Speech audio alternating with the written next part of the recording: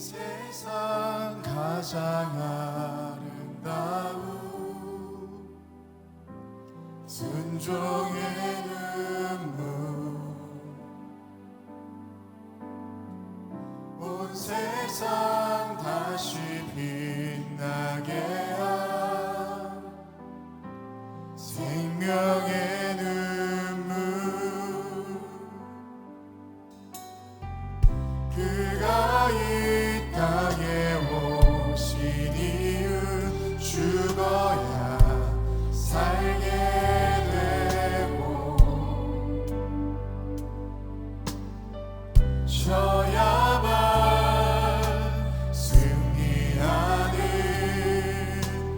놀랍고 영원한 신비, 지으신 그대로 회복시킨 우리의 창조주 그리스도,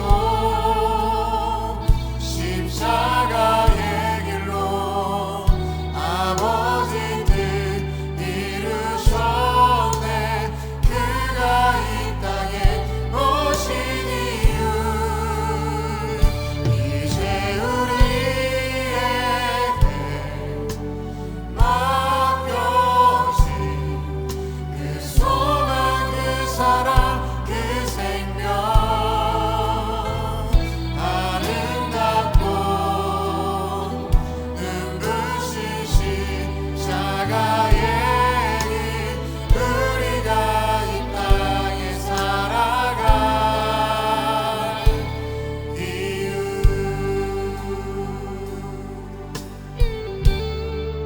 그가 이 땅에 오신 이유, 그가 이 땅에 오신 이유, 죽어야 살게 되고 져야만 승리하는 놀랍고 영원한 신비, 지으신 그대로 회복시킨 우리의 창조주 그리스도,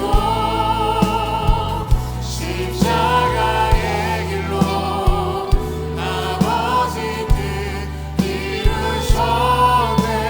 그가 이 땅에 오신 이유, 이제 우리에게 맡겨진 그 소망, 그 사랑, 그 생명, 아름답고 눈부신 십자가의 길, 우리가 이 땅에 살아갈 이유, 지으신 그대로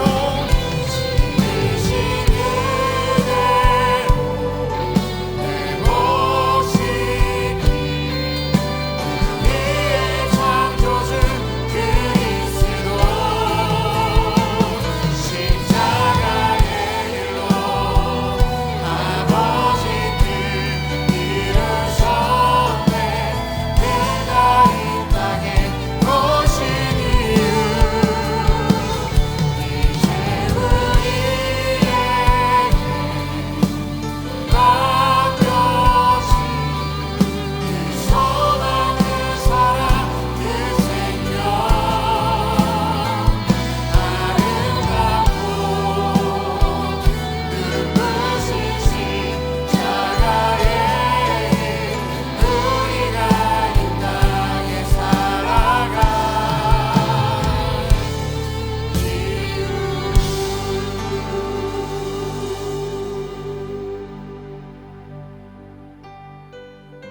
예수님께서 이 땅에 오셔서 십자가에 달려 죽으신 이유가 분명히 있습니다. 하나님의 그 뜻과 소망이 우리의 삶 가운데 이루어질 것을 바라면서 예수님께서는 십자가를 지심으로 참된 승리를 걸어가셨습니다. 오늘 대림절 그 첫 번째 주일 예배에 하나님 나에게 그런 은혜가 있게 해주십시오. 이 땅에 오신 예수님의 그 이유를 깊이 묵상할 수 있게 하시고 그 이유와 목적이 내 삶 가운데 이루어질 수 있도록 우리 가운데 함께 해주십시오. 다 함께 통성으로 우리 기도하며 예배하겠습니다. 기도하겠습니다. 하나님, 오늘 이 시간도 주님께서 함께 하셔서 우리 예수님께서 이 땅에 오셔서 십자가 달려 돌아가시며 죽기까지 예수님의 뜻을 이루신 그 목적과 그 사명을 우리가 기억할 수 있도록 인도하여 주시옵소서. 아버지 하나님, 이 땅에 오신 그 이유가 우리 인생 가운데 묵상이 되며 그 삶을 살아낼 수 있는 믿음의 결단이 오늘 예배 가운데 있도록 인도하여 주시옵소서. 나를 지으신 목적 그대로 나의 본래 모습 그대로 회복시키기 위해서 예수님께서 이 땅에 오셨고 십자가 달리셨으며 지금도 우리 함께 하시는 줄로 믿사오니 오늘 예배를 통해서 나에게 주어진 그 사명의 길 걸어갈 수 있도록 인도하시고 죽음을 통하여 승리하신 그 십자가의 은혜와 그 기쁨을 우리도 깨달을 수 있도록 이 시간도 함께하여 주시옵소서. 아버지, 이 시간도 내 몸과 마음 가운데 함께해 주셔서 오로지 주의 은혜가 부어지며 채워지는 예배가 될 수 있도록 인도하시고 다시 한번 내가 주님을 깊이 묵상하며 주의 길을 걸어가겠노라 결단하는 예배가 될 수 있도록 인도하여 주시옵소서. 나의 무지함을 긍휼히 여겨주시옵시고 끝까지 믿음의 길 걸어갈 수 있는 신앙의 담대함을 오늘 예배를 통해 공급받을 수 있도록 하나님께서 함께하여 주시옵소서. 내 영을 맑게 하여 주시옵시고 내 삶을 열어주셔서 주님과 함께 더불어 살아갈 수 있는 믿음과 은혜가 있도록 인도하여 주시옵소서. 하나님께서 함께 하실 것을 믿습니다. 오늘도 우리 가운데 함께하여 주시옵소서.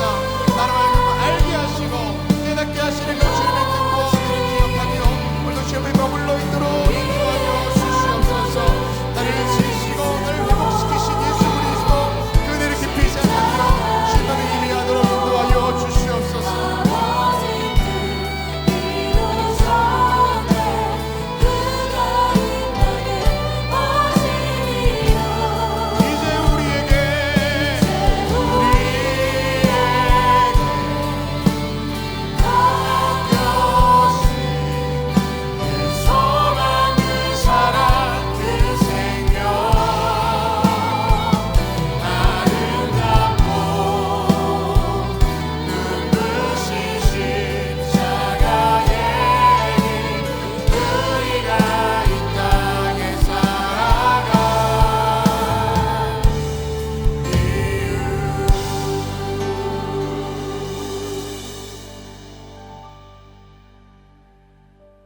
어두웠던 이 땅에 오셔서 참빛이 되사 우리의 인생을 인도하신 주님, 대림절 그 첫 번째 주일을 보내는 우리에게 예수 그리스도를 향한 참된 감사와 그 충만한 은혜가 있게 하여 주시옵소서.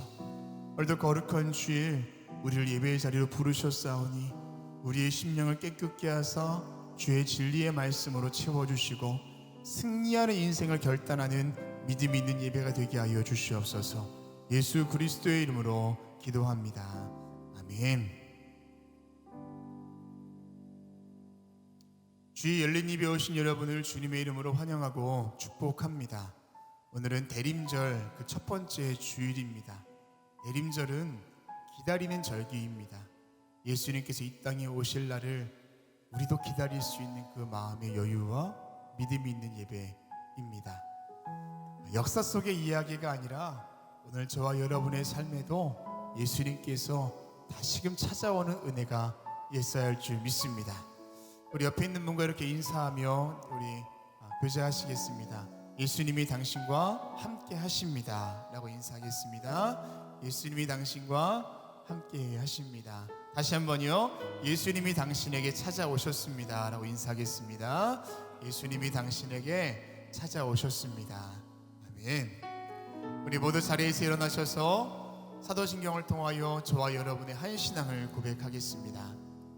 전능하사 천지를 만드신 하나님 아버지를 내가 믿사오며 그 외아들 우리 주 예수 그리스도를 믿사오니 이는 성령으로 잉태하사 동정녀 마리아에게 나시고 본디오 빌라도에게 고난을 받으사 십자가에 못 박혀 죽으시고 장사한 지 사흘 만에 죽은 자 가운데서 다시 살아나시며 하늘에 오르사 전능하신 하나님 우편에 앉아 계시다가 저리로서 산자와 죽은 자를 심판하러 오시리라. 성령을 믿사오며 거룩한 공예와 성도가 서로 교통하는 것과 죄를 사하여 주시는 것과 몸이 다시 사는 것과 영원히 사는 것을 믿사옵나이다. 아멘. 이 땅에 오신 예수님 앞에 우리 박수하며 예배하겠습니다. 할렐루야.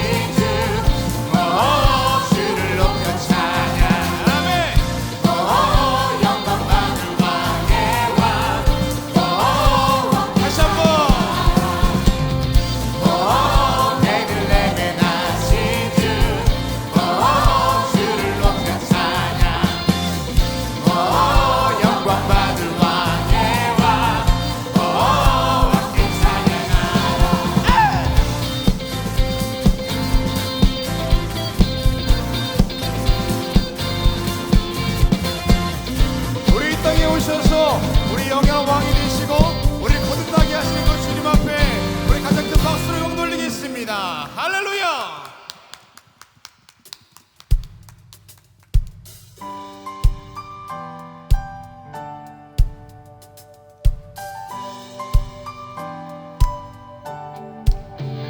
네, 박수로 주님께 영광 올려드립니다.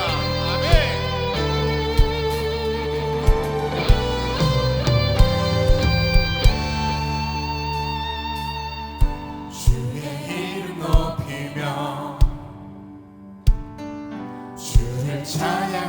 찬양하나이다. 나를 구하러 오신 주를 기뻐하나이다. 다시 한번 주의 이름 높이며 주의 이름 높이며 주를 찬양하나이다. 나를 구하러 오신 기뻐하나이다. 하늘 영광 버리고 이 땅 위에 십자가를 지시고 죄 사해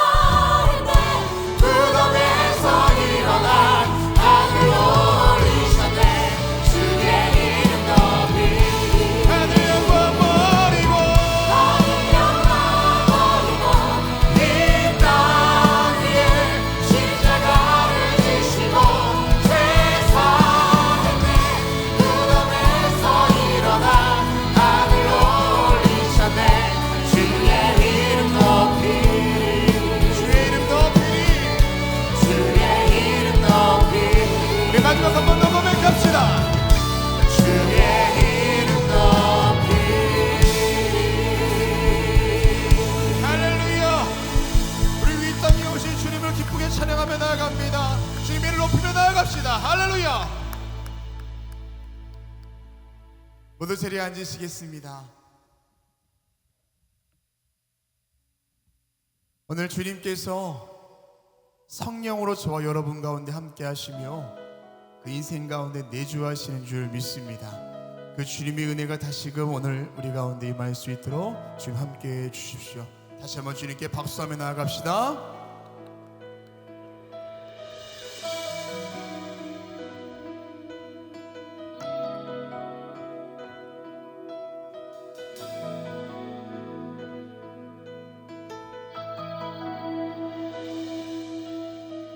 내게로부터 눈을 들어 주를 보기 시작할 때 주의 일을 보겠네.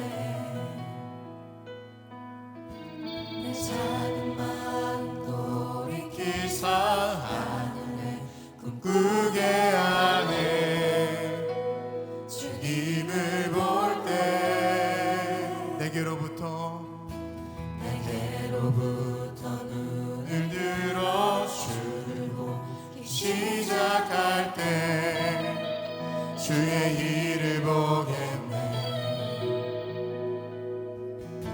내 작은 마음 돌이키사 하늘에 꿈꾸게 하네. 주님을 볼 때 모든 시선을 주님께 드리고 살아계신 하나님을 느낄 때 내 삶은 주의 역사가 되고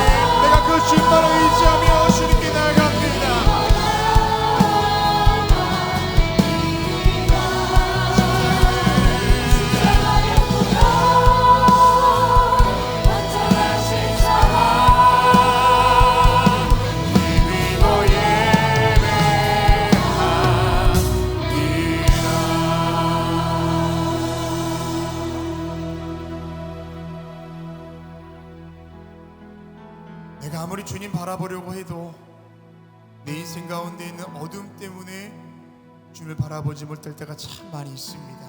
그러나 내가 십자가 보혈을 의지하며 주님만 바라볼 때 하나님께서 우리를 향하여 고개를 드사 그 빛 가운데 우리를 초청하실 줄 믿습니다.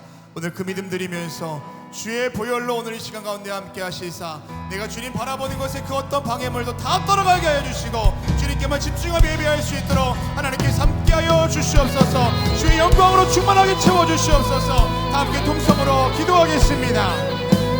하나님, 오늘도 이 시간에 주님께서 함께하여 주셔서 내가 주님만 바라보며 예배하고자 할 때에 내 눈에 있는 내 영에 있는 모든 방해물들은 다 떠나갈 수 있게 하시고 오늘 십자가의 보혈 그 은혜만을 의지하며 예배하기 간절히 소망하오니 이 시간도 주님께서 함께하여 주시사 그 보혈을 의지하며 나아갈 때 우리를 좀 담대하게 하여 주시옵시고 주님의 보좌 앞으로 나아갈 수 있는 담력을 허락하여 주시옵소서. 이 시간도 주님께서 함께하여 주시기 간절히 소망합니다.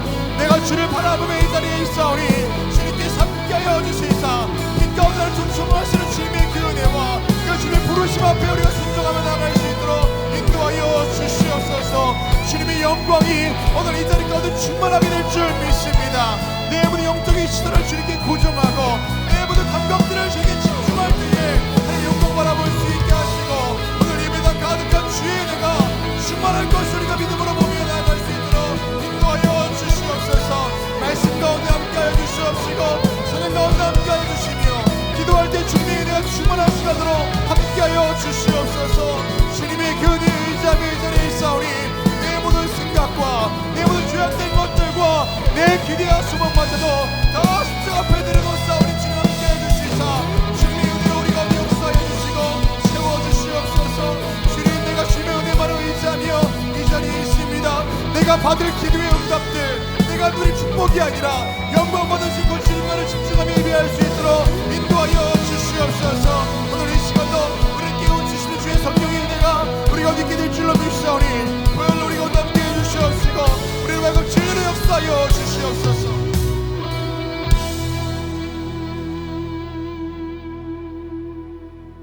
이제 한 번 더 기도하실 때 우리 중보하며 기도하겠습니다. 우리 전 세계 열방 가운데 아직 전쟁이 멈추지 않은 나라가 있습니다. 하나님께서 기억하셔서 포성의 소리가 샬롬의 소리로 바뀔 수 있도록 기도하시고 이 나라 외에도 함께 하셔서 정치, 경제, 사회, 문화, 안보가 안정을 되찾을 수 있도록 추위 때문에 어려워하는 이웃을 돌볼 수 있는 교회들과 신앙인 될 수 있도록 이 나라와 교회들을 위해서 기도하시고 우리 교회를 위해서 기도하실 때 대림절 그 첫 번째 주일을 보내는 우리 교회 가운데 함께 하셔서 예수 그리스도께서 이 땅에 오심이 단순한 역사가 아니라 우리의 삶 가운데 이루어지는 하나님의 섭리가 될 수 있도록 광림에 속한 모든 성도들 가운데 함께 하시고 이 교회 위에 그런 은혜의 기름 부어 주시옵소서. 나라와 민족과 열방과 우리 교회를 위해서 다시 한번 통성으로 기도하겠습니다. 하나님, 주님께서 함께 하셔서 열방 가운데 아직도 전쟁이 멈춰서지 않는 나라들이 있습니다. 하나님께서 함께하여 주시사 샬롬의 역사로 기름 부어 주시사 모든 전쟁을 멈춰 서게 하여 주시옵시고 주님 주시는 참된 평화와 샬롬의 은혜가 올라갈 수 있도록 인도하여 주시옵소서. 한반도 땅과 이 나라 외에도 기름 부어 주시사 남과 북의 통일이 하루속히 이루어질 수 있도록 은혜를 더하여 주시옵소서. 이 나라가 다시 한번 안정을 되찾을 수 있도록 인도하여 주시되 주의 가운데 떨고 있는 이웃들을 돌아볼 수 있는 이 나라 될 수 있게 하시고 또 이 땅에 세워진 모든 교회들과 성도들 될 수 있도록 은혜를 더하여 주시옵소서. 하나님, 우리 교회를 사랑하여 주셔서 귀한 삶 맡겨주셨사오니 그 삶을 감당하며 걸어갈 때마다 은혜가 있게 하시고 특별히 대림절 그 첫 번째 주일을 보내는 우리 교회 가운데 함께하여 주시사 예수 그리스도께서 이 땅에 오심이 단순 역사적인 사실로 끝나는 것이 아니라 내 삶에 다시 찾아오실 예수님 그 섭리와 은혜로 받아들이며 그 믿음 가운데 나아가는 우리 교회와 우리 모든 성도들 될 수 있도록 은혜를 더하여 주시옵소서. 오늘 예배 가운데도 함께 주시사 우리 가운데 기름 부어 주시며 은혜를 사모하며 이 자리에 있습니다. 우리 10년 가운데 찾아오셔서 우리 마음을 두드려 주실 때에 닫혀있는 마음의 문이 열릴 수 있도록 인도하여 주시옵시고 헛된 기대와 소망과 죄악된 모습들이 다 떠나게 하여 주시며 오로지 예수 그리스도의 은혜가 채워지는 예배가 될 수 있도록 인도하여 주시옵소서. 예배를 받는 모든 감각의 스트레스를 다 떠나갈 수 있게 하여 주시고 진리 영이시여 이 제자들 가운데 함께 하시사 주님의 은혜만이 충만한 시간으로 함께하여 주시옵소서. 이 땅에 오신 예수 그리스도의 은혜가 다시 우리 곁에 찾아오실 것을 믿으며 예비하게 소망하오니 주님 함께하여 주시옵소서.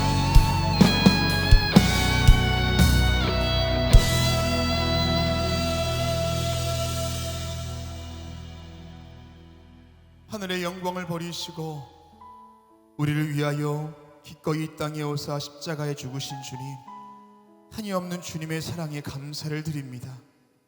죄된 인생을 살면서 주님의 그 은혜와 사랑이 무뎌져 있던 우리의 삶을 고백하오니 주님 긍휼히 여겨주시고 우리의 삶을 주의 보혈로 덮어주시옵소서.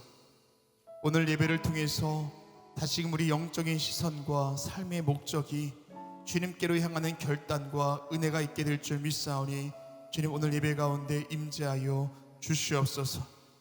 짙어진 어둠 속에 한 줄기 빛이 되신 주님, 주님을 보지 못하게 하는 불안과 염려, 근심과 걱정, 절망과 허무, 아픔과 시련은 다 물리쳐 주시고 새로운 은혜로 덮어주시는 주님의 은혜를 보게 하사 주님의 빛된 것을 또렷하게 볼 수 있는 은혜가 있게 하여 주시옵소서. 이 땅에 있는 모든 교회들과 성도들을 지키시는 주님, 특별히 우리 교회와 함께 하사 특별한 주님의 은혜가 있는 대림절 되게 하여 주시고 새 은혜가 부어질 것을 소망하며 그 첫 번째 주를 맞이했사오니 하나님께서 함께하여 주시옵소서. 담임 목사님을 통하여 하나님의 음성 듣기를 원합니다. 성령님, 우리에게 진리로 말씀하여 주시고 서로 바른 길로 인도하여 주시옵소서. 예수 그리스도의 이름으로 기도합니다. 아멘. 오늘 성경 말씀은 요한복음 6장 66절에서 71절입니다. 그때부터 그의 제자 중에서 많은 사람이 떠나가고 다시 그와 함께 다니지 아니하더라. 예수께서 12 제자에게 이르시되 너희도 가려느냐? 시몬 베드로가 대답하되 주여 영생의 말씀이 주께 있사오니 우리가 누구에게로 가오리이까? 우리가 주는 하나님이 거룩하신 자인 줄 믿고 알았사옵나이다. 예수께서 대답하시되 내가 너 12를 택하지 아니하였느냐? 그러나 너희 중에 한 사람은 마귀니라 하시니 이 말씀은 가룟 시몬의 아들 유다를 가리킴이니라. 그는 12 중에 하나로 예수를 팔자로라. 아멘. 유다 집합 허의 찬양 후에 담임 목사님 나오셔서 우리가 누구에게로 가오리까? 라는 제목으로 말씀 선포해 주시겠습니다.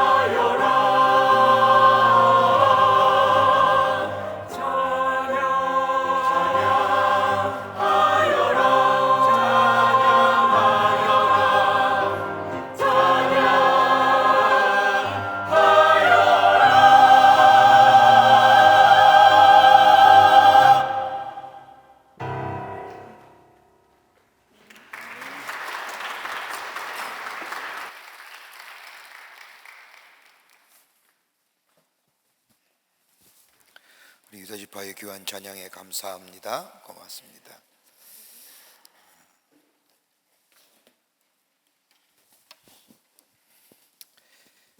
우리 일생은 어떻게 보면 선택의 연속이라고 해도 과언이 아닐 겁니다. 일평생 우리가 멈추지 않는 것이 있다고 한다면 선택이라는 겁니다.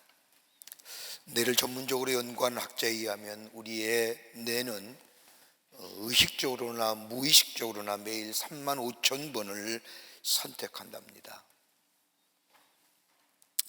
우리가 잘 듣는 광고 문구 가운데 순간의 선택이 인생을 좌우합니다.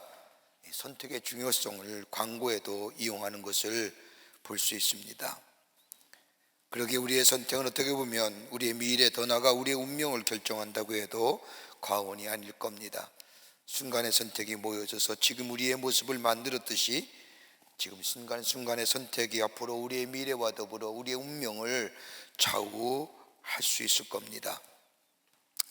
여러분, 성숙한 사람하고 미성숙한 사람의 차이점이 어디 있을까요? 많이 배웠다고 성숙한 사람은 절대 아니겠죠?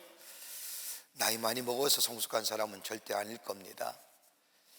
굳이 우리가 선택이라는 관점을 가지고 성숙한 사람과 미성숙한 사람을 좀 나누어 볼 수 있다고 한다면, 성숙한 사람은 선택할 수 있을 때 선택하는 사람이고, 그 선택에 대해서 책임질 수 있는 사람은 성숙한 사람일 겁니다. 그와 반대로 미성숙한 사람은 선택해야 할 때 선택하지 못하고, 선택을 하더라도 책임지지 못하는 사람, 미성숙한 사람이라고 할 수 있을 겁니다. 그러기에 성숙하고 미성숙한 삶의 차이는 선택하고 그 선택에 대해서 책임지느냐 책임지지 못하느냐의 차이점에 있을 겁니다. 근데 여러분, 우리 선택할 때의 선택의 기준이 무엇일까요? 여러분, 어떤 것으로 선택하면서 하십니까? 아마 우리의 생각과 이성과 또 때로는 감성과 우리 가지고 있던 오감을 가지고 선택할 때가 있을 겁니다만은, 스티븐 컵이라고 하는 사람에 의하면 오늘날 내 인생의 최고의 날이라는 책을 보면 인생에는 3가지의 선택의 기준이 있어야만이 그 선택이 잘한 선택이라고 얘기합니다. 하나는 뭐냐면 내 선택이 반사냐 반응이냐는 겁니다. 다른 말로 하면 주도적이냐 아니면 반사적이냐라는 겁니다. 여러분, 영어로 표현을 하면 리스판스냐 리액션이냐는 겁니다. 내가 선택할 때에 리스판스 한다면, 반응한다고 하다면 그것은 바른 선택이지만, 그 선택의 주도권을 가지고 있지만 내가 리액션으로 선택한다고 한다면 그건 다분히 비주도적이라고 할 수 있을 겁니다. 여기에는 책임의 문제가 달려 있습니다. 내가 반응으로 책임하는 선택한 것에는 내 책임을 내가 지지만은 리액션으로 선택한 것에 대해서는 책임이 회피하게 됩니다. 그러기에 주도적이냐 반사적이냐, 또 하나의 기준이 있다고 한다면 내가 선택하는 것이 목적에 지향하느냐라는 겁니다. 목적 지향적인 선택이냐는 겁니다. 기분적이고 즉흥적이고 감성적인 선택이 아니라 내 삶의 목적에 부합한 선택을 하느냐. 또 하나의 기준점이 있다면 원칙이 무엇이냐는 겁니다. 내가 선택할 때에 네 선택의 원칙이 어떤 것이냐. 우리가 진리라고 얘기할 수 있고 정의라고도 얘기할 수 있고, 우리가 그리스도인의 관점에서 본다고 한다면 정말 이것이 하나님의 뜻이냐라는 겁니다. 이 3가지의 기준이 있을 때에 우리의 선택은 바른 선택으로 할 수 있다는 겁니다. 자, 오늘 본문의 말씀을 보면, 오늘 본문의 말씀을 6장 66절부터 71절의 말씀만 가지고 말씀을 보는 게 아니라 전체 6장의 말씀을 가지고 한번 전체적인 문쪽에서 생각해 봐야 할 말씀입니다. 6장의 말씀을 들어오면 예수님께서 저 광야에서 보리떡 5개와 물고기 2마리로 5천 명을 먹이십니다. 12강주리가 남지요. 그리고 나서 예수님이 제자들에게 말씀합니다. 갈릴리 호수를 건너편 땅으로 가라고 말씀하십니다. 제자들이 밤새 밤 2시경에 배를 내노를 저 갈릴리 호수를 건너가다가 큰 풍랑을 만납니다. 노련한 뱃사람인 이 제자들도 그 거대한 풍랑에 어찌할지 모를 그때에 예수님께서 나타나셔서 풍랑을 잔잔케 하시고 제자들을 건너편 땅으로 가게 하십니다. 근데 마태복음의 말씀에 보면 오늘 본문 말씀과 다른 것이 있다고 한다면, 마태복음의 말씀에는 베드로가 물 위를 걷는 장면이 마태복음에는 기록되어 있습니다. 근데 요한복음에는 그 장면을 빼고 예수님께서 제자들을 건너편 땅으로 건너가게 하신 후에 제자들과 함께 예수님을 따르는 무리에게 다시금 하나님의 말씀을 가르쳐 주십니다. 생명의 말씀이 있지요. 그런데 예수님이 말미에 이런 말씀을 하시는 겁니다. 내가 십자가를 져야 되고 고난의 길을 가야 한다고 하는. 예수님을 따르는 사람들은 참 깜짝 놀랐습니다. 예수님을 만나서 예수님을 따르게 된 길은 다름이 아니라, 예수님이 만약에 저 로마의 저 제국주의를 무너뜨리고 메시아가 된다면 메시아가 얻을 영광 속에서 자신도 그 영광의 한 부류가 되어 예수님을 통하여 영광을 누리려고 하는데, 예수님께서 십자가를 지시고 고난을 받으셔야 한다는 얘기에 당혹스럽기가 그지없습니다. 메시아가 누릴 영광, 그 영광에 동참하고 싶은 화려한 꿈을 가지고 예수님을 따랐는데, 예수님은 수치와 조롱과 멸시의 십자가를 지신다고 하니 당혹스럽고 불안하고 미래가 염려스럽습니다. 이런저런 생각을 하는 가운데 예수님이 또 한마디를 던집니다. 너희 가운데 나를 배반할 사람이 있을 것이다. 더더욱 깜짝 놀라는 겁니다. 너희 가운데 누군가가 나를 배반할 것이라고 하는 예수님 말씀에 제자들은 혹시 내가 아닐까? 혹시 나를 지명하여 하시는 말씀이 아닐까? 나중에 성경 말씀을 보면 가룟유다라고 하는 이름이 나오지만은 이 예수님이 말씀할 때는 꼭 집어 누가 나를 배신할 것이라고는 말씀을 안 하셨기에 저들 마음속에 두려움을 가지고 혹시 그가 나가 아닐까라고 하는 마음을 가졌습니다. 그 가운데 요한복음 6장 60절의 말씀을 보면 이 말씀이 어렵도다 누가 들을 수 있으랴. 참 난해한 말씀이다. 예수님이 십자가를 져야 된다는 것, 더더구나 우리 가운데 누군가가 예수님을 배반할 수 있다고 하는 것. 근데 예수님께서는 그 말을 마치신 후에 예수님이 우리가 성만찰 때 할 때마다 하시는, 같이 나누는 말씀인 요한복음 6장 56절 말씀에 내 살을 먹고 내 피를 마시는 자는 내 안에 거하고 나도 그 안에 거하니라고 말합니다. 쉽게 말한다면 내 살을 먹어야 하고 내 피를 마셔야 한다. 내 살을 먹고 내 피를 마시는 자는 영생을 가졌고 마지막 날에 다시 살리라고 말씀합니다. 도무지 이해가 되지 않는 겁니다. 어떻게 예수님을 먹고 예수님의 피를 마신다는 겁니까? 그때 예수님께서는 떡을 비유로 생명의 양식, 영의 양식을 말씀하십니다. 그게 6장 57절과 58절의 말씀입니다. 살아계신 아버지께서 나를 보내심에 내가 아버지로 말미암아 사는 것 같이 나를 먹는 그 사람도 나를 말미암아 살리라. 이것은 하늘에서 내려온 떡이니 조상들이 먹고도 죽은 것 그것과는 같지 아니하여 이 떡을 먹는 자는 영원히 살리라. 생명의 떡을 먹어야만이 영이 산다는 겁니다. 예수님을 먹고 마셔야만이 영이 살고 영이 살아야만이 온전한 하나님의 사람으로 살아갈 수 있다는 겁니다.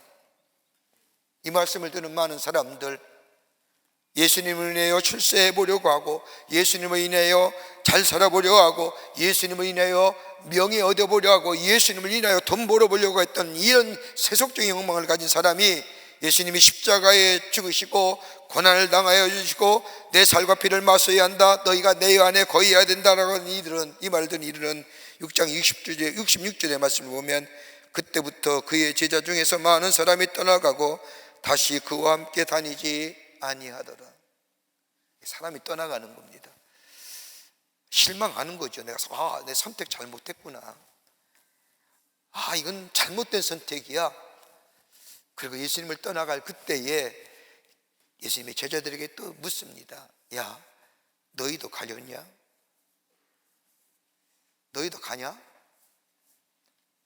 다른 말로 말하면 너희도 나를 따를 때에 나를 통해서 출세해 보려고 하고 나를 통해 잘 살아보려고 하고 나를 통해 돈 벌어보려고, 그래서 나를 따라서 내가 십자가에 죽는다고 하니까 너희도 떠나려느냐? 오늘 우리가 사는 그리스도인의 삶 속에 참 우리 예수님이 우리에게 묻는 질문이기도 할 겁니다. 야, 너 돈 안 벌어주고 예수 믿는데 잘 안 되고 예수 믿는데 뭐 제대로 되는 게 없다. 그래서 널 떠날 거냐 나? 이때에 베드로가 예수님 앞에 이런 고백하지요. 6장 168절 말씀에 영생의 말씀이 주께 있사오니 우리가 누구에게로 가오리까? 그 다음에 더 한 번 신앙 고백의 귀한 고백이 나오죠. 69절 말씀에 시몬 베드로가 대답하되 주의 영생의 말씀이 주께 있사오니 우리가 누구에게로 가오리까? 라고 한 말씀에 우리가 주는 하나님의 거룩한 자이신 줄을 믿고 알았사옵나이다. 여러분, 베드로의 이 고백 속에 두 가지 동사형이 나오죠. 뭘까요? 하나는 믿었다. 믿기 전에 믿은 다음에 그 다음에 뭘 알았다? 알았다. 그러니까 알고 믿은 게 아니라 믿고 알았다는 거예요. 여러분, 세상의 가치는 우리가 생각하는 이성과 합리적인 생각은 내가 알아야 믿는 겁니다. 내가 인식되어야만이 믿을 수 있는 겁니다. 그래서 우리가 흔히 얘기하는 개그맨이 얘기하는 것처럼 보여줘 하는 게 그런 거죠. 뭘 봐야 믿을 거 아닙니까? 보지 않고 어떻게 믿습니까? 그런데 신앙은 다른 거잖아요. 믿고 아는 거예요. 믿고 보는 거예요. 믿고 깨닫는 거예요. 그래서 예수님 묻는 거예요. 너희도 가려느냐? 그때 베드로가 주가 하나님의 거룩한 자이신 줄 내가 믿고 알았습니다. 주의 영생의 말씀이 여기 있는데 우리가 누구에게로 가리까? 이 말이 무슨 의미일까요? 예수님이 이 땅에 오심을 요한복음은 말씀의 육신이 되어 우리 가운데 오셨다고 말씀합니다. 말씀이, 그러니까 헬라 원문은 로거스가, 진리가 인간의 몸을 입으시고 우리 가운데 오셨다, 인카네이션 했다는 겁니다. 이게 성육신 사건이라고 얘기하죠. 말씀이 육신이 됐다는 게 어떤 걸까요? 그리고 오늘 베드로가 얘기한 것처럼 영생의 말씀이 여기 있는데 우리가 누구를 떠나게 누구에게로 가리까? 주는 하나님의 거룩한 자이신 줄을 내가 믿고 알았습니다. 이 맥락이 어떤 맥락 속에서 베드로의 신앙 고백이 있었을까요? 도대체 우리의 믿음은 어떤 믿음일까요? 오늘 이 12월 첫째 주일에 우리가 대림절이라고 얘기합니다. 예수님의 오심을 기다리는 대림절기입니다. 그 첫 번째 주일인데 오늘 예수님이 육신을 입고 이 땅에 오시는 말씀이 육신이 되신 예수님, 그 말씀이 여기 있는데 우리가 누구에게로 가리고 하는 이 베드로의 고백이 어떤 고백일까요? 함께 말씀을 나누며 은혜 받기를 원합니다. 첫째로 말씀은 믿고 아는 겁니다. 말씀은요, 알고 믿는 게 아니라 믿고 아는 거예요. 사람들이 떠난 간식을 보신 예수님께서 제자들에게 말씀을 하시기를 너희도 가려느냐라고 하는 이 물음에 베드로가 대답합니다. 영생의 말씀이 주께 있사오니 우리가 누구에게로 가리이까? 그 다음에 베드로의 유명한 신앙 고백이 나오죠. 우리가 주는 하나님의 거룩한 자이신 줄을 우리가 믿고 알았사옵나이다. 아마 이 베드로의 고백은 마태복음 16장에 나오는 고백과 똑같은 고백입니다. 주는 그리스도시요 살아계신 하나님의 아들이십니다 라고 하는 고백. 그런데 오늘 여기 말씀에 베드로의 이야기의 고백 가운데 주는 하나님의 거룩한 자이신 줄을 내가 믿고 따라가 보니 그렇구나 알았습니다. 베드로는 예수님을 믿고 알았다는 겁니다. 여러분, 믿음의 출발점이 뭘까요? 여러분, 믿음의 출발점이 뭐라고 생각합니까? 어떨 때 믿음이 시작될까요? 여러분, 하나님이 하나님 되심을 믿는 게 믿음의 출발점입니다. 예수님이 우리의 구원의 주가 되심을 믿는 겁니다. 여러분, 이 믿음의 고백이 우리 가운데 있으면 그 다음에 나오는 성경의 말씀, 그 어떤 말씀도 다 우리가 믿게 됩니다. 이 부분이 시작이 안 되니까 하나님이 우리의 철학적이고 인식론적인 사고방식으로 하나님을 비판하고 이성적 비판을 가지고 하나님이 어떤 분인가를 꿰뚫어보고 이렇게 되다 보니까 하나님이 하나님 되심을 믿지 못하는 겁니다. 그 다음에 나오는 창조의 기사나 노아의 홍수나 아담과 하와의 타락, 아무것도 믿어지지 않는 겁니다. 그리고 자연과학적으로 성경의 말씀을 해석하고 분석해 버리니 성경에 나타난 연수와 우리의 과학적 사고의 창조의 연수와 맞지 않는 겁니다. 그 다음에 뭐예요? 예수가 하나님의 아들임을 믿지 못하는 거예요. 더 나아가 그가 우리를 위해서 이 땅에 오셨고 우리의 죄를 위하여 십자가에 죽으시고 3일 만에 부활했어요. 절대로 못 믿는 겁니다.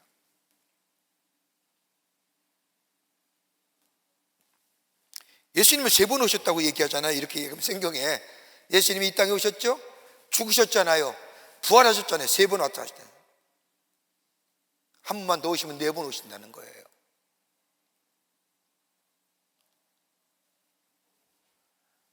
하나님의 하나님 되심을 믿게 될 때에, 예수가 구원자 되심을 믿게 될 때에 우리는 거기에 하나님이 어떤 분인가를 깨닫게 되고 예수가 누구인가를 알게 되고 깨닫게 되고 우리가 뭐예요? 하나님의 신앙적인 세계관 속에 우리가 살게 되는 겁니다. 이게 되지 않으니까요 믿음이 안 자라는 거예요. 여러분, 우리가 성경 말씀을 읽을 때에 성경을 어떻게 읽습니까? 여러분, 우리 마태, 마가, 누가, 요한, 사도행전 이렇게 대부분 순서대로 성경 말씀을 읽지 않습니까? 여러분, 마태복음의 시작이 어떻게 돼요? 예수님 족보부터 나와요. 마가복음 뭐예요? 예수님의 기적의 이야기만 나와요. 누가복음 뭐예요? 예수님의 휴머니즘, 인간적인 얘기, 괴로움과 아픔과 고통을 함께 하시는 휴머니스트인 예수님의 모습들. 요한복음 어떤 게요? 나나하게 그지없어요. 말씀이 육신이 되어 우리 가운데 거하심에 말씀이 생명이요 말씀이 능력이요 라고 얘기합니다. 여러분 가만 보세요. 마태, 마가, 누가, 요한복음의 말씀을 똑같은 예수님의 행적을 기록한 말씀이에요. 예수님의 공생의 사역을 기록했어요. 저마다 다른 관점으로 기록되어 있지만은 그러나 다 모두가 예수님의 공생의 사역입니다. 그렇다고 한다면 한 권의 책을 만들어도 충분하지 않습니까? 굳이 왜 4권으로 잘려서 예수님의 공생의 사역을 그렇게 적을 수가 있을까요? 하나로 묶어서 한꺼번에 한 권의 책을 맡으면 보관하기도 쉽고 읽기도 쉽고 이해하기도 쉬울 터인데 왜 난해하게 4권으로 나눠서 사복음서를 쓸까요? 역사적으로도요 4권의 사복음서를 한 권의 책으로 만들려고 하는 시도도 있었어요. 근데 어떻게 돼요? 원진리가 왜소되는 거예요. 자, 보십시다. 마태복음은 뭘까요? 여러분, 마태복음을 읽을 때마다 뭐가 가장 많이 두드러지게 나타날까요? 예수님의 기적과 이적의 기사입니다. 예수님의 기적의 기사와 이적의 기사들이 마가복음에 많이 나옵니다. 그 말씀을 읽을 때마다 우리 안에 하나님은 정말로 놀라운 역사를 일으키시는, 사람들의 병을 고치시고 사람들을 위로하시고 기적과 이적을 통하여 하나님의 놀라운 아들이심을 증거하는 역사가, 마가복음에는 기적과 이적의 역사가 많이 나타납니다. 누가복음 뭘까요? 여러분, 누가복음에 읽을 때마다 예수님의 인간적인 모습이 확연히 드러납니다. 육신을 입고 이 땅에 오신 예수님, 인간의 아픔과 고통 그리고 괴로움을 아시고 사람들의 질병을 고치실 뿐만 아니라 위로하시는 다분히 휴머니스트의 예수 그리스도가 나타납니다.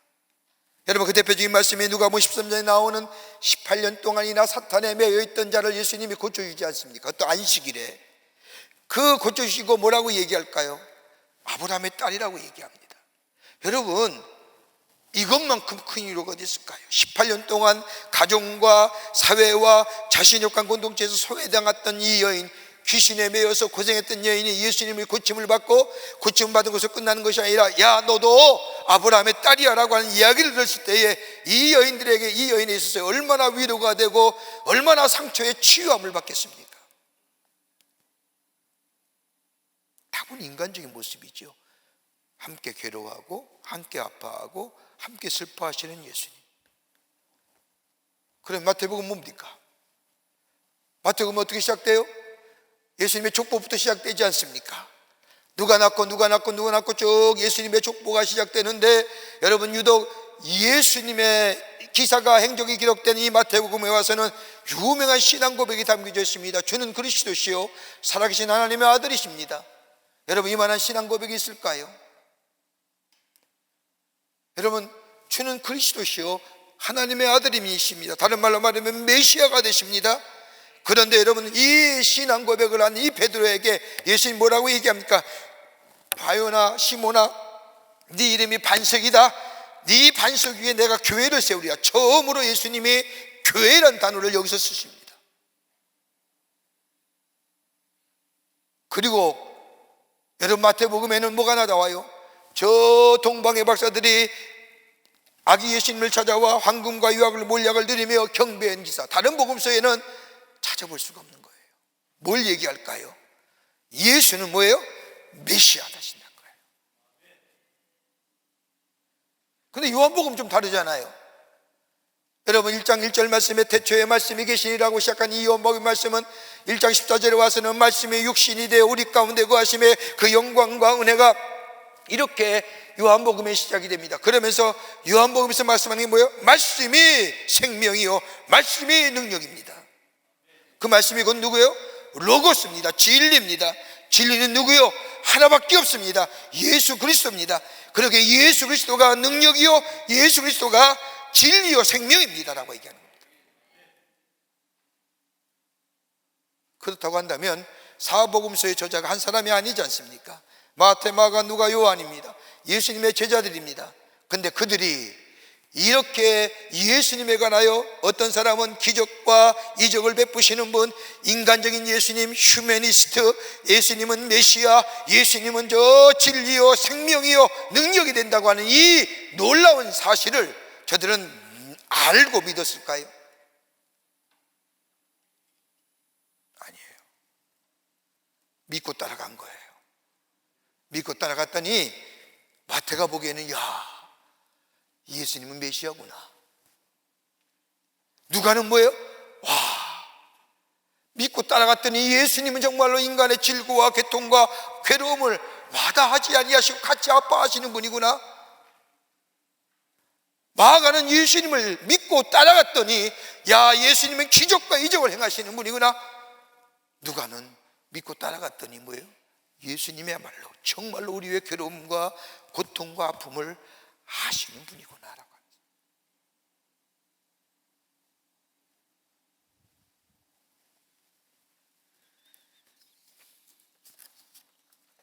여러분, 믿어질 때에 들려지는 거예요. 여러분, 하나님의 말씀도 믿어질 때에, 하나님 믿어질 때에 말씀이 들려지는 거예요. 그렇게 들려지는 것은 복이에요. 하나님의 말씀이 들려질 때에 내 삶의 새로운 중생을, 거듭남을 경험하게 됩니다.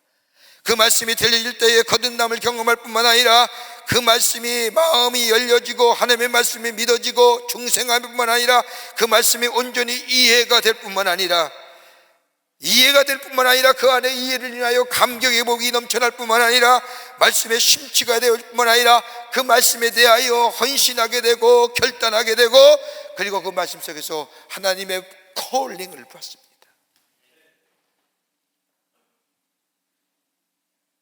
그 부르심은 어떤 거예요?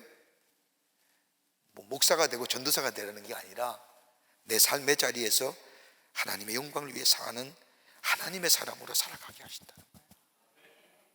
어때요? 믿고 갔더니 깨달아지고 알아지는 거예요.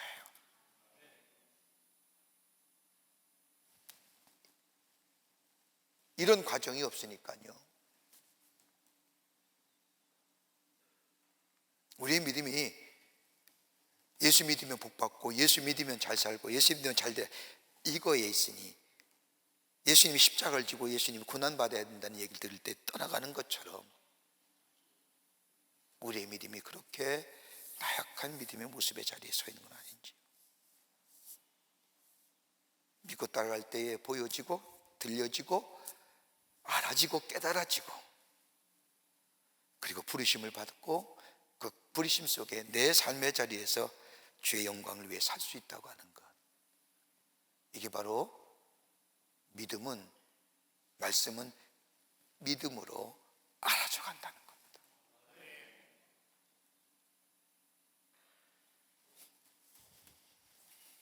두 번째는요,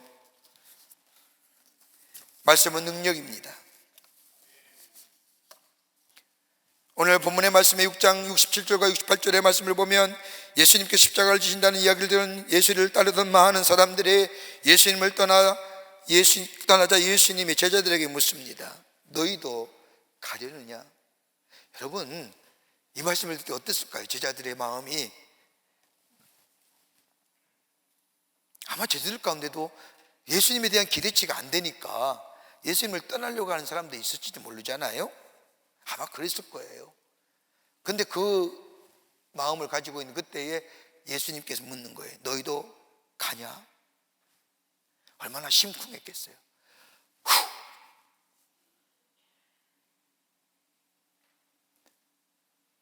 여러분, 한번 그런 거 한번 우리가 생각해 볼까요? 내가 기도하고 내가 원하는 대로 하나님, 내가 내 마음의 소원이 이루어지기를 간절히 간구했는데 이루어지지 않는 거예요.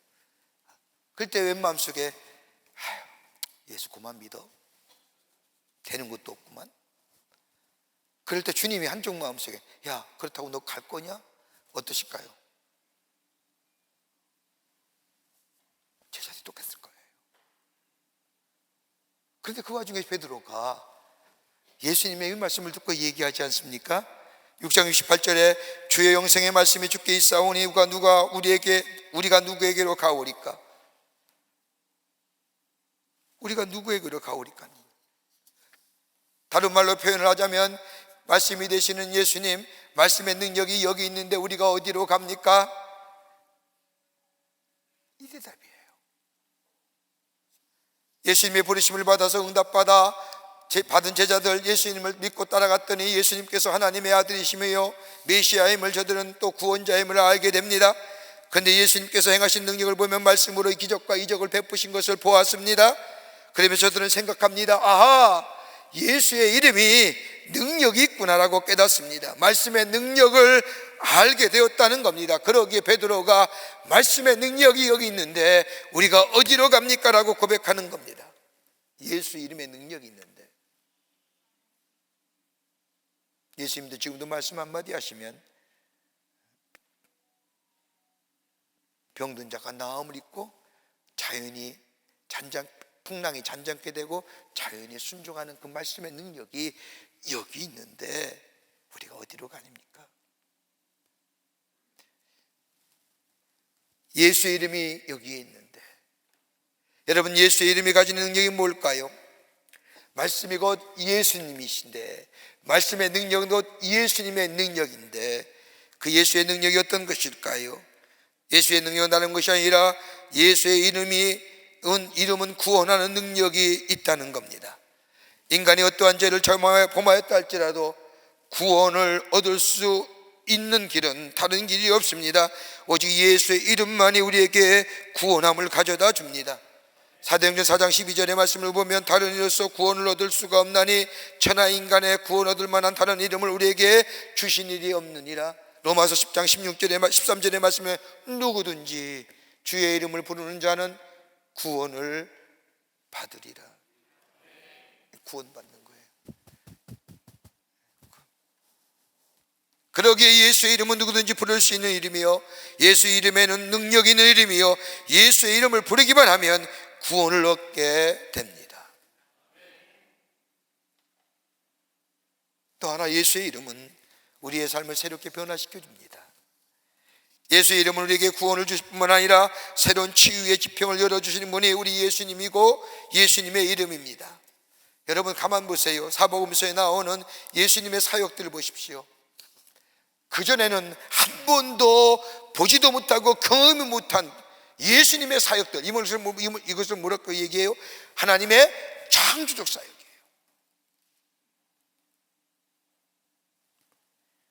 가르치셨죠. 하나님 나라의 복음을 전하셨죠. 말씀으로 병 고치는 역사를 경험했죠. 말씀이 들어가는 것마다 하나님 나라와 더불어 하나님의 백성들이 새롭게 창조되는 창조 역사를 경험하게 됩니다. 새롭게 변하지 않아요.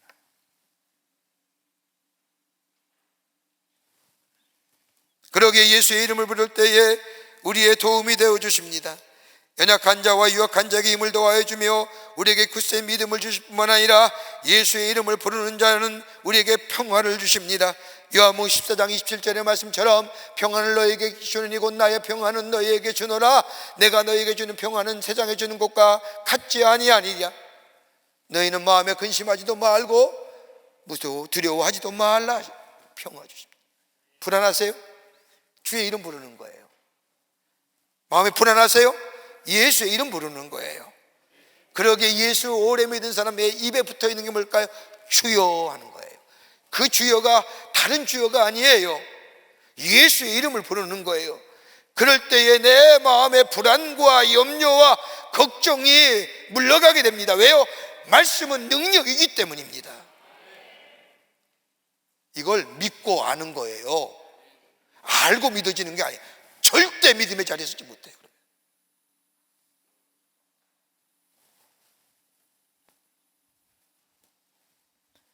더 나아가 예수의 이름은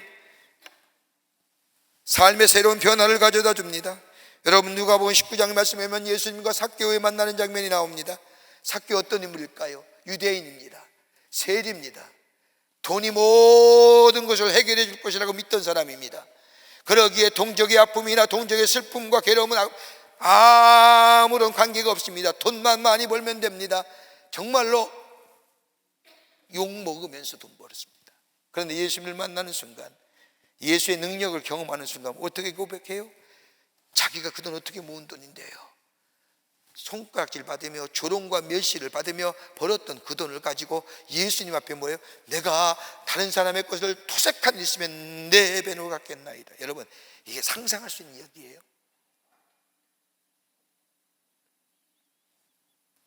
변하잖아요.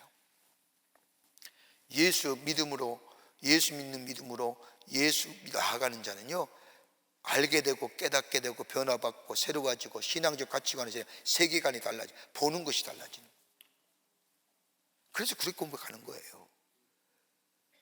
내가 남의 것 토색하기 있으면 내가 다 갖겠습니다. 삶이 생각할 수 없는 일이죠. 변화시켜주는 거예요.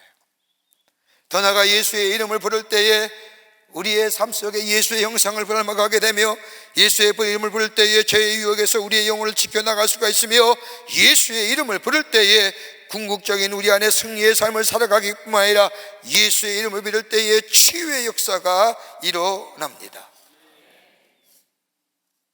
여러분, 사도행전 3장의 말씀을 보세요. 베드로와 요한이 성전 미문에 앉아있는 안진뱅이를 고치죠. 경건한 유대인은 하루에 3번씩 성전에 올라가서 기도했습니다. 유대인들의 전통적인 어떤 관습에 의하면 베드로도 요한도 하루에 3번씩 예루살렘 성전에 올라가서 기도하는데, 성전 미문에 앉아있는 안진뱅이, 저는 성전에 기도하는 사람을 향하여 도와달라고 부탁함으로 기도하는 사람들의 자비와 긍휼 속에 사는 사람입니다. 근데 이 베드로와 요한이 기도하고 내려오던 중에 올라갈 때는 보이지 않았던 이 성전 미문에 앉아있는 안진뱅이가 보인 겁니다. 다가가잖아요. 한번 말씀을 한번 상상력을 가지고 한번 읽어보시다. 베드로가 보고 다가갈 때에 이 미문에 앉아있는 안진뱅이는 뭘 얘기할까요? 아, 저 사람이 뭘 주려고 나한테 다가오지 않는가, 기대감을 가질 거 아니에요. 그때 주님이 이 베드로 요한이 뭐라고 얘기해요? 유명한 사도행전의 말씀이 있지요. 다른 게 아니라 우리를 보라, 그가 저희에게 무엇을 얻을까요? 바라보거늘 베드로가 가로되 은과 금은 없거니와 내게 있는 것으로 내게 주노니 곧 나사렛 예수의 이름으로 일어나 걸으라. 뭐요? 말씀의 능력이에요. 왜요? 말씀에는 권위가 있기 때문이에요.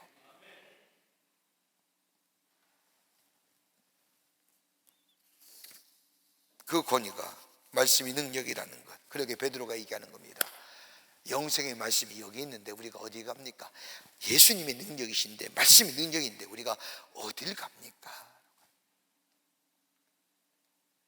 기가 막힌 고백 아닙니까? 교회 떠나려고 하신 분들 뭐 여기 안 해보셨겠지만 말입니다. 행여나 여러분 마음속에 있다면 주의 말씀이 여기 있는데 우리가 어디 갑니까? 라고. 주의 능력이 여기 있는데 끝으로 말씀은요 생명이에요. 오늘 본문에 나오는 베드로의 고백을 보십시오. 6장 68절의 말씀에 보면 시몬 베드로가 대답하되 주의 영생의 말씀이 주께 있사오니 우리가 누구에게로 가오리까? 영생의 말씀이 여기에 있는데 우리가 어디로 갑니까? 주님과 함께 있겠다고 말합니다. 여러분 요한복음 1장 14절의 말씀을 보면 말씀이 육신이 되어 우리 가운데 거하신다고 말씀합니다. 우리와 함께 거하시는 예수님, 그 말씀, 그러게 그 말씀은 다른 게 아니라 능력이요 생명의 역사입니다. 예수 말씀이 증 들어가는 곳마다 생명의 역사를 일으킵니다. 여러분 바울 보세요. 하나님의 말씀이 그에게 들어갈 때에 그에게 생명의 역사가 일어나 일평생 이 생명의 역사를 증거하며 살았지 않습니까? 예수님도 공생에 시작할 때에 광야에 나가 40일 동안 금식한 후에 사단으로부터 시험을 당하십니다. 그때의 시험을 이기는 게 뭐예요? 사람은 떡으로만 사는 것이 아니라 하나님의 입에서 나오는 말씀으로 살아야 한다고 말씀합니다. 말씀으로 산다는 게 뭘까요? 말씀을 듣는 겁니다. 말씀을 들을 때 우리 안에 생명의 역사가 일어납니다. 왜요? 말씀은 살아나게 하시기 때문에. 에스겔 본 환상이 뭘까요? 저 아골갈짝에 널브러져 있는 뼈가 예수의 말씀이 증거될 때에 거기에 뼈들이 붙여지며 그 안에 살들이 붙여지며 생기가 돌며 하나님의 군대가 되는 것처럼. 왜요? 말씀이 생명이기 때문에. 말씀을 들을 때 우리의 영이 삽니다. 사는 거예요. 여러분 우리의 육체가 살고 우리의 마음이 정신이 산다고 해서 사는 게 아니라 영이 살아야 되는 거예요. 영은 뭐예요? 말씀이에요. 말씀은 생명이기 때문입니다.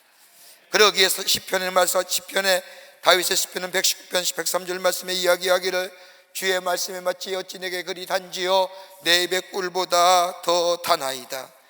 말씀이 꿀송이보다 더 단다고 얘기하는 겁니다. 왜요? 나를 살리기 때문에. 중세기 신학자이며 스콜라 철학의 대가였던 토마스 아퀴나스에게 어느 날 하나님이 찾아와서 묻습니다. 너는 내게 구하라.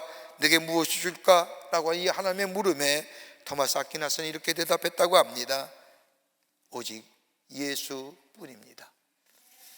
오직 예수를 내게 주십시오라고.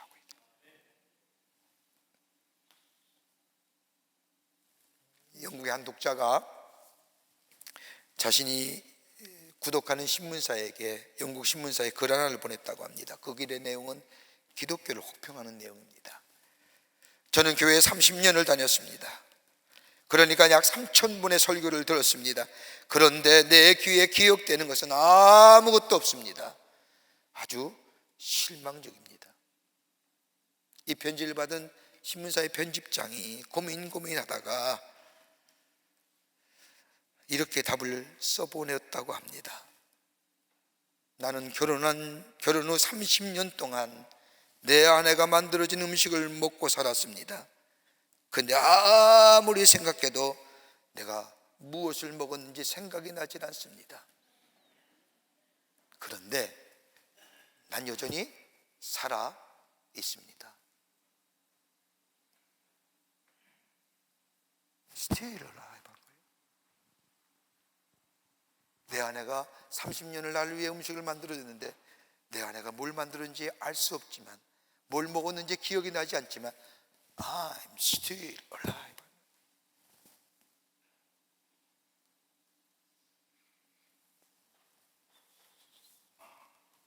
여러분 말씀을 들을 때 다 기억하신가요?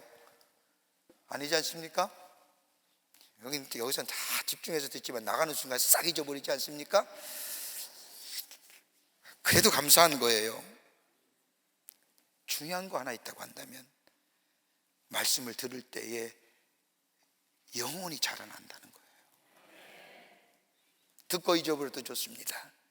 그러나 분명한 것이 있다고 한다면 성령께서 역사하여 필요할 때에 필요한 말씀을 기억나게 하실 겁니다. 왜요? 말씀은 생명이기 때문에. 그러기 베드로가 고백하는 거예요. 영생의 말씀이 여기 있는데 내가 어디 갑니까? 나중에 도망갔잖아요. 그래도 이때만은 주님의 말씀이 능력이요 주의 말씀이 영생입니다. 주의 말씀이 활력이고요 우리의 소망이 됩니다. 이 말씀이 여기 있는데, 이 말씀이 예수님이신데 제가 예수님 두고 어딜 떠납니까? 그 예수님이 우리 가운데 오십니다.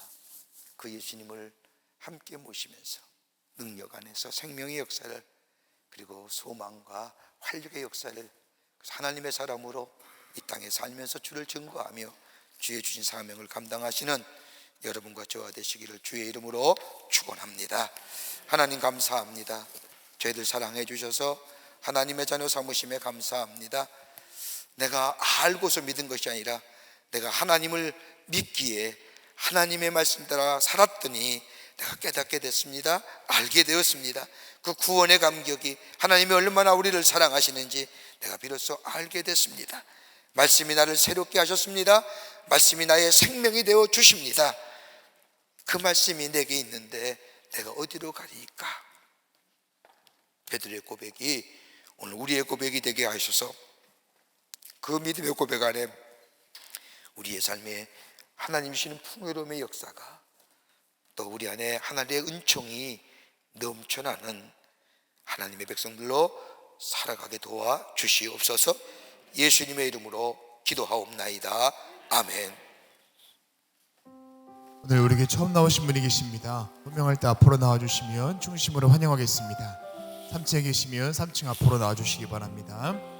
이목주 권사님 인도하신 최영희님, 자진해서 오셨습니다. 백승은님. 네. 새가족한테 내지 않았지만 오늘 처음 나오신 분이 계셔도 환영하겠습니다. 네, 우리 앞으로 나오고 계십니다.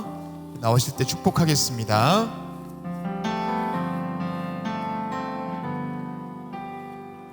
당신은 사랑받기 위해 태어난 사람, 지금도 그 사랑 받고 있지요.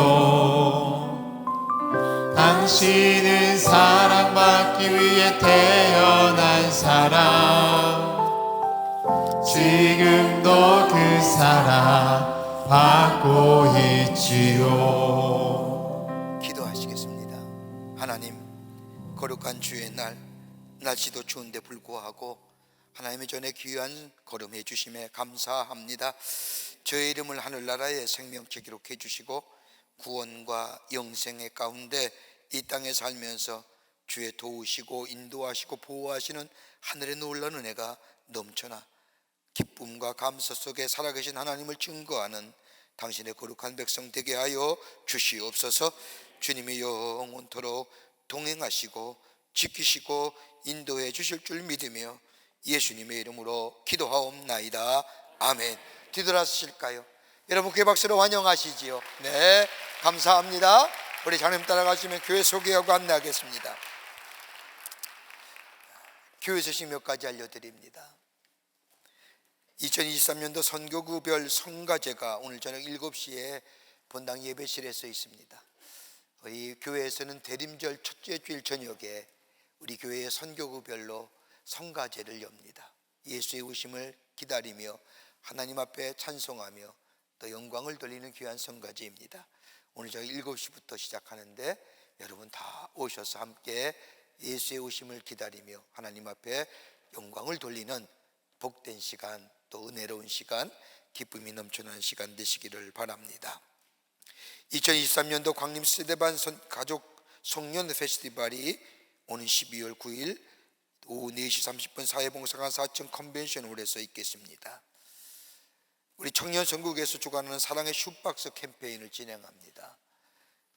추운 겨울 소외된 어린이에게 따뜻한 사랑의 마음을 전하는 기회가 되시기를 바랍니다. 조금 설명해 드린다고 하면 우리 성탄절을 맞이해서 우리 청년 선교국에서 취약계층의 아동을 돕는 슈박스입니다. 이미 교회 학교에서는 저 트리키와 시리아의 난민으로 고생하는 어린이들에게 슈박스 수백 박스를 먼저 보냈습니다. 무슬림 지역이지요.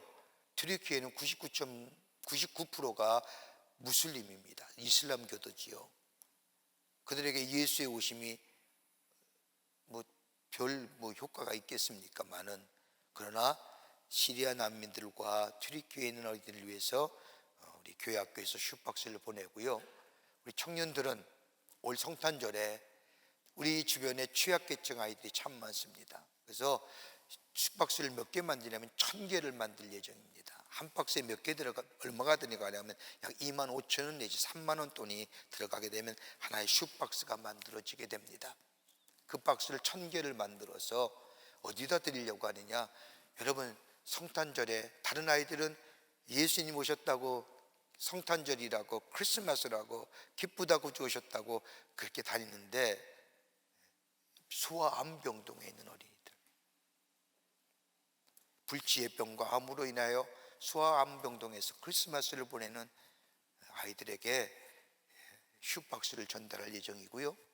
또 하나, 우리 주변에 대부분이 다 편안한 것 같고 삶이 좀 넉넉해진 것 같지만, 그래도 우리 안에 보이지 않는 소외계층 가운데 취약 아동이 버려진 아들들이 얼마나 많은지요. 그들에게도 슈박스를 전달할 예정이고요. 또 하나, 우리나라가 다문화 가족이자 많습니다. 2022년의 통계에 의하면 약 320만, 2023년의 통계 350만 정도가 다문화 가정이라고 합니다. 2050년에 한 500만을 잡고 있지요. 근데 그 아이들 가족이 와서 여기 한국, 우리 땅에, 우리나라에 살면서 대부분 다 아프리카나 저 아시아나 이런 데서 오시는 다문화 가정들인데, 저들이 다 대부분 다른 종교를 갖고 있고 예수를 모르지 않습니까? 그들에게 슈박스를 나눠주면서 예수님의 오심을 전하려고 합니다. 그 캠페인을 하자는 겁니다. 이번 주부터 성탄절 전주 24일까지 우리가 함께 다 해서 모아가지고 예수를 모르는 아이들에게 슈박스를 통해서 예수가 오심을 전하는 이 일을 우리 청년 선교국이 주관해서 하신다는 겁니다. 여러분, 내가 혼자 할 수도 있죠? 그런데 하나밖에 못 하잖아요. 많아야 10개 하실 겁니다. 좀 더 큰 사람은 100개 정도 하시겠죠.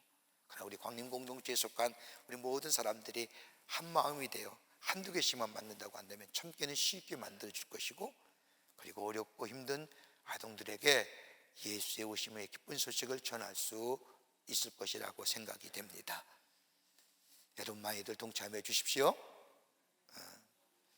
대답들 안 하시는 거 보니까 안 하실 것 같습니다만은 많이들 동참해 주시기를 바랍니다. 네. 본당 성탄장식은 삼교구의 박광염 유미용 성도 가정에서 부모님과 함께 자녀의 100일과 세례식을 감사드리며 장식해 주셨습니다. 이쁘죠? 도대체 대답을 안 하시는 겁니까? 여러분 이런 거 보면 감동이 안 될까요? 아, 참 이쁘다. 여러분, 아하라고 하는 감탄사가 많이 할수록 그 인생이 풍요롭다고 합니다. 이쁩니다.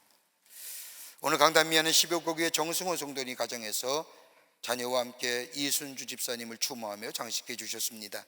그 밖에 선교와 교우 소식 선교회 모임들 나와 있습니다. 보시고 여러분 다 참여해 주시기를 바라고요. 지난 한 주간 어려움을 당한 가정들이 계십니다. 만나실 때에 하늘의 소망으로 위로하여 주시기를 바랍니다. 그 밖에 박수광군의 많은 광고들 여러분 보시고 기도와 또 참여와 관심과 참여를 부탁드립니다. 이제 하나님 앞에 봉헌하겠습니다.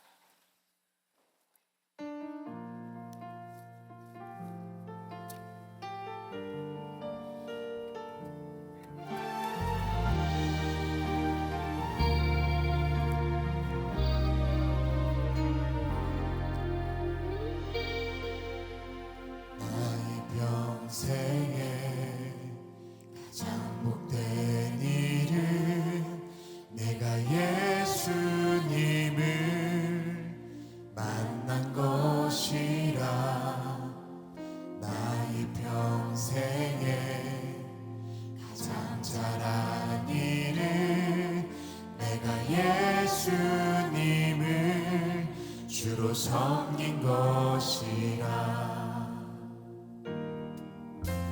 세상 살 동안 내가 걷는 길이 때론 험하여서 넘어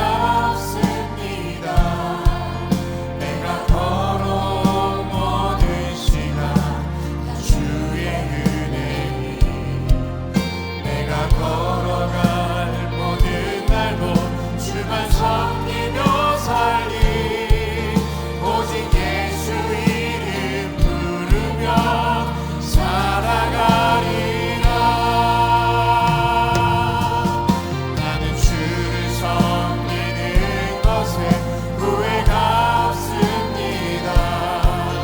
내가 걸어온 모든 시간 다 주의 은혜니 내가 걸어갈 모든 날도 주발 섬기며 살리 오직 예수 이름 부르며 살아가리라.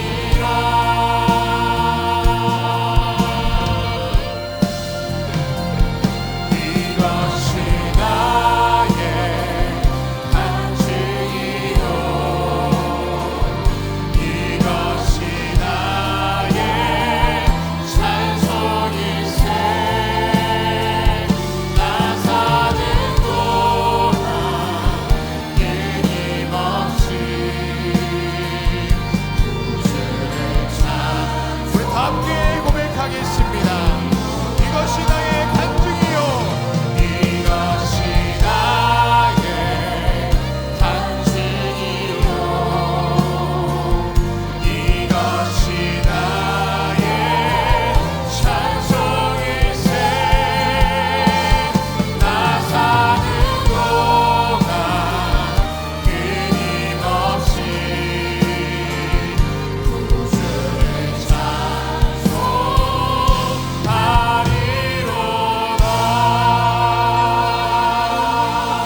우리 믿음을 드리며 주님께 박수하겠습니다.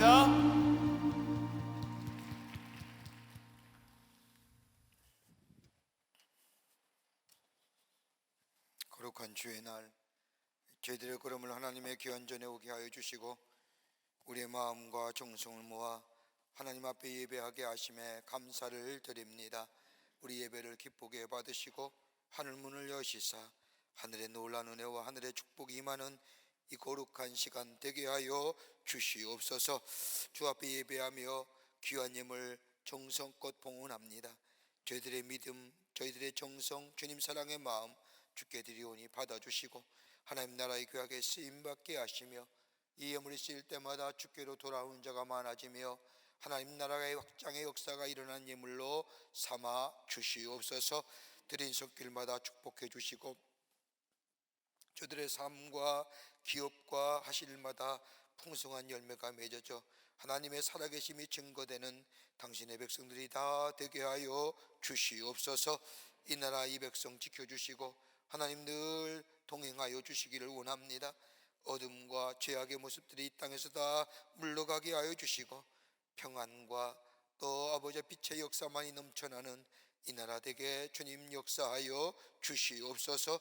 정치, 경제, 사회, 문화 모든 분야에 하나님이 친히 다스려 주시사 공의와 정의가 세워지게 하시고 하나님의 귀한 역사가 아버지 땅을 뒤덮는 놀라운 일들이 나타나게 도와 주시옵소서.